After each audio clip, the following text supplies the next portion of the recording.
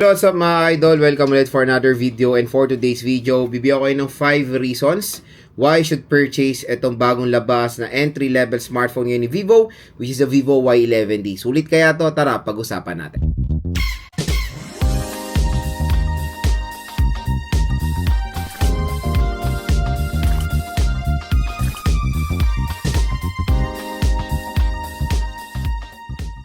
So yan, for today's video, another quick review na naman tayo dito sa pinag-uusapan na smartphone ngayon, which is a Vivo Y11D.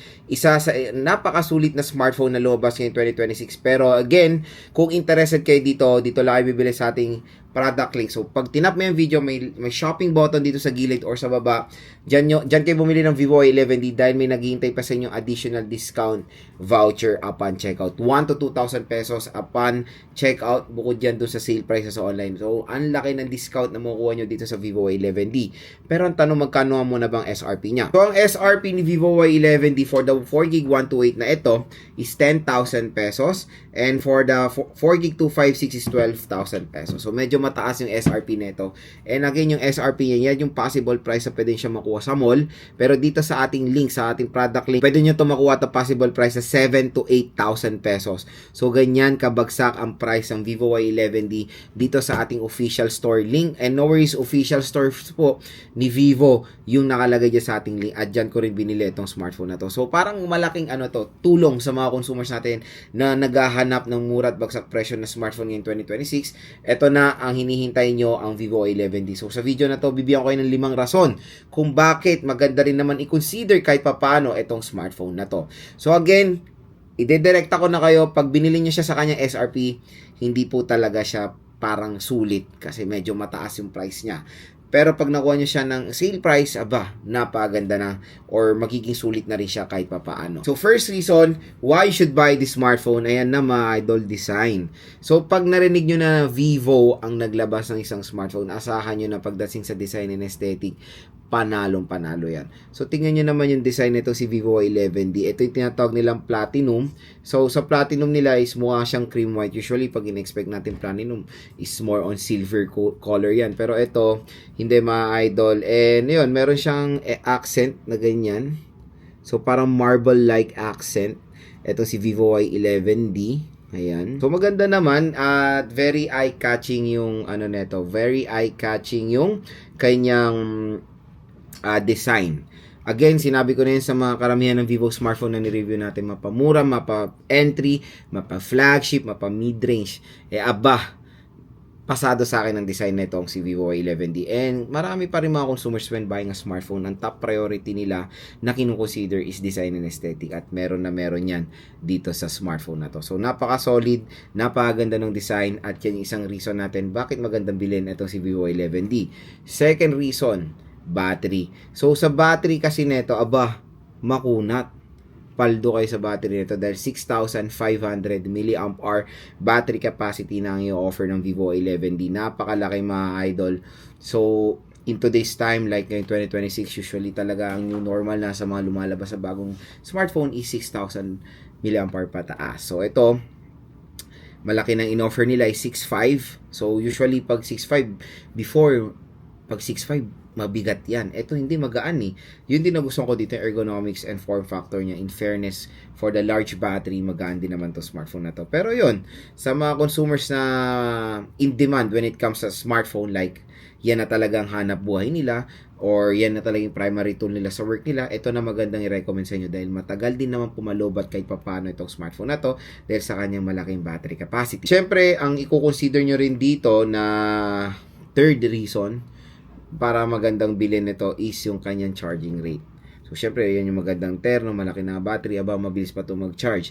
In less than 1 hour lang. Yung 45 watt fast charging na yan, kayang-kayang i-full charge yung 6,500 mAh battery capacity nito. Biruin mo, ganun ka convenient lang i-full charge ito si Vivo Y11D.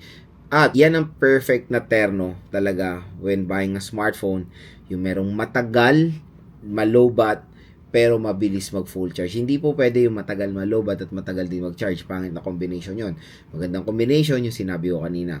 So dito, very welcoming naman yung 45 watt fast charging na in-offer ng Vivo Y11D. Fourth reason mga idol, display. Sa display kasi nito, even though naka-notch display siya, tingnan nyo naman yung nits of brightness nito. Grabe, paldong-paldo kayo sa brightness level nito.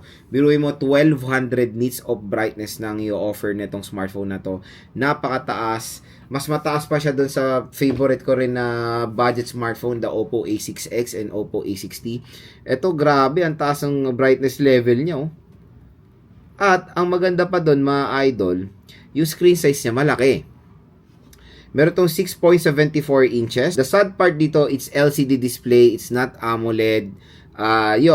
Pero in fairness, nagbo-boost or binuboost ng brightness level niya yung quality ng display niya. Maganda naman. Parang akala ko AMOLED siya pero hindi eh. So, yun yung isang reason kung bakit maganda to bilhin, yung brightness level. Kasi usually, yung mga natin, yung mga motor taxi riders or yung mga natin, yung mga consumers natin na parating na sa outdoor pag nagtatrabaho tapos ginagamit ng smartphone nila pag direct sunlight hindi nila makita yung display kasi masyadong mababa yun sa brightness. Ito, hindi na kayo mahihirapan kahit sa outdoor mga idol dahil solid na solid yung brightness level nito. Pero the sad part is of course, ayan, yung pinaka malaking tulo pa rin dyan na notch display na I hope Vivo will move on sa notch display. Sana naman, di ba? Magsasampung taon na po, magte-10th year anniversary ang ng notch. Kalimutan nyo na. Mag-move on na tayo sa notch at mas better talaga ang punch hole. I know hindi po siya nakaka-affect sa performance ng isang device, pero we need to adapt sa modern design which is mas better naman talaga all the way ang punch hole display. Pinaka last reason why you should buy this device is of course the camera. So again, yung camera nito is 50 megapixel pero kilala nyo pag si Vivo. Pag si Vivo ang gumawa ng isang camera, kahit budget or entry level, makakapag-provide yan ng outstanding camera quality. Ito, sinat ko pa lang siya or tinest ko pa lang to sa low light. Napakaganda na ng ng mapibigay niya photo. Paano pa kaya pag sa outdoor? So, ating full review, papakita ko rin yung camera test ko sa outdoor dito sa Vivo Y11D. Pero yun, 50 megapixel is valid. Again, secondary camera niya is very useless yan. It's an auxiliary lens na hindi naman yan ginagamit talaga. And I think, hindi ko alam kung ano talagang purpose ng aux lens. And the front-facing camera is 5 megapixel. So, dito lang tayo nakaka-disappoint for the 5 megapixel front-facing camera. Siguro mas better ginawa nilang 8 or 12 megapixel. Pero bawing-bawi sila sa rear dahil napakalinaw po.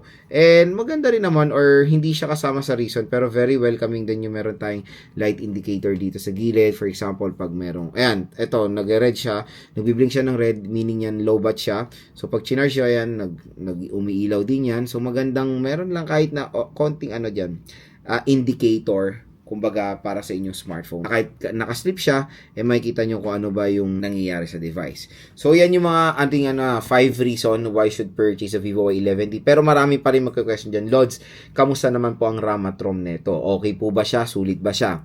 Again, mga idol, tulad na sinasabi ko sa mga ibang video ko, ang 4GB of RAM, new normal na yan na makikita natin sa ganitong mga presyoan dahil tumaas nga ang presyo ng RAM. Pero 128, again, this is the best minimum na rin na pwede natin makuha sa Vivo Y11D.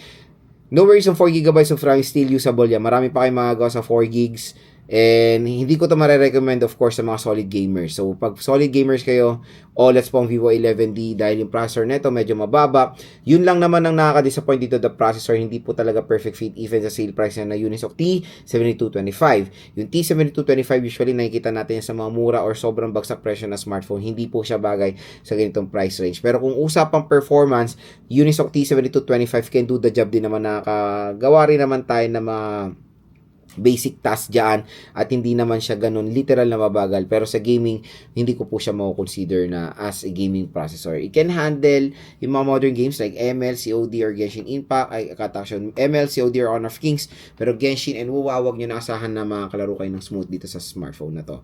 So yun mga ka-J-Vlog ang ating 5 reason why you should purchase a Vivo Y11D.